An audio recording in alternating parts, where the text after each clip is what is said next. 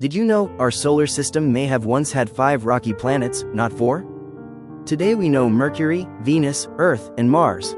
But around 4.5 billion years ago, there was one more.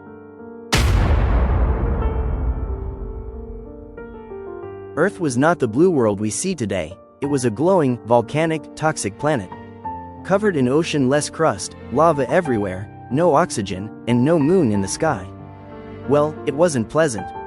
Among these early worlds was Theia, believed to be the third rocky planet from the Sun. Earth and Theia were neighbors, orbiting dangerously close. Scientists think that their orbits slowly began to shift, until one day, the inevitable happened. Theia collided with Earth in an impact so massive, it melted both planets. Tons of rocky debris flew outward. Over millions of years, that debris came together and formed something familiar. Our blue Earth and Moon. So next time you see the Moon, remember, it is not just a night light. It is the shattered remains of a missing planet, a world that gave us tides, stable climate, seasons, and maybe even made life possible.